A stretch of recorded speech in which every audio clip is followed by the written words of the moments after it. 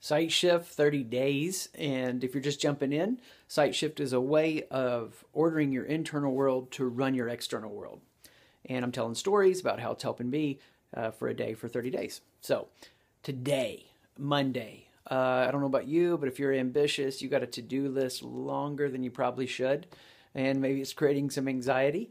I know in my own space, just a lot of decisions to make today. And I find myself in a multi-year run here of making tons of decisions, from entrepreneurial efforts and startup spaces, everything it takes to make that go, plus a young family and plus just the stuff of life, like all of these little things that creep up and can create an overwhelming sense of, I don't know what the right decision is. I would have looked at somebody a few years from 40 like myself, that's crazy, when I was in my 20s and thought, with a judgmental attitude, how can you be reactive? How can you numb out?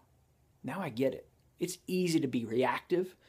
It's easy to numb out because of this overwhelming sense of the decisions that need to be made.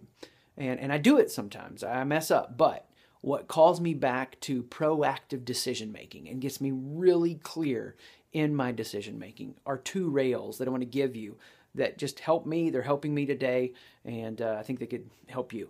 The first rail is this. Face reality. Face reality. Now, here's the way the Site Shift paradigm intersects with this. When I'm secure in who I am, I can face my mission, what I do, and my community, my relationships with reality. That's this first rail. So I can look at my mission and say, you know what? I'm never going to have enough info to guarantee the outcome that I want. So you want to make this shift at work. You want to get that new job. You want to make that hire. You want to join that new team.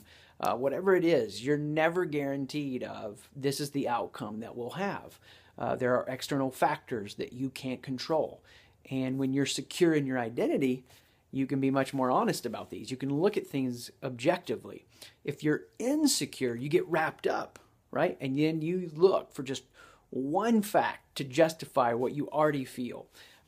You ignore the external factors you can't control. You hijack your decision making because you're invested.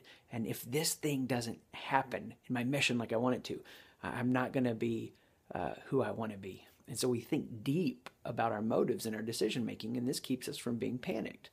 Not only our mission, but our community too. We're going to face betrayal, hurt, abandonment. Those things are going to happen. And I hope for as little of that in your life and my life as possible. But the reality is our community can't be responsible to give us a secure identity.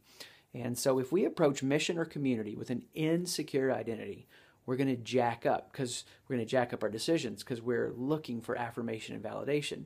When we engage them with a secure identity already, failure hurts, relationship troubles still hurt, but we get to consistently face reality. Now, once we're facing reality, we can go to this second rail. We can learn from our mistakes.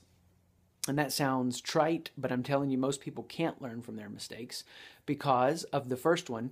They're so invested into their mission or their community, they can't assess past decisions honestly, non-defensively. Instead, what they're trying to do is, distance themselves from what was the actual cause of the mistake and how they could have been their own worst enemy. And what happens when you can really learn from mistakes? When you approach evaluating from a secure identity, then you can really start building momentum. See, momentum is going to be caused by, or a lack of momentum is going to be caused by a bad decision. And you can't avoid bad decisions.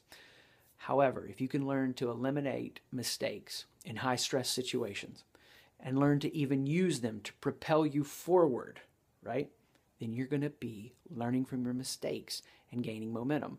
The question isn't how to gain momentum.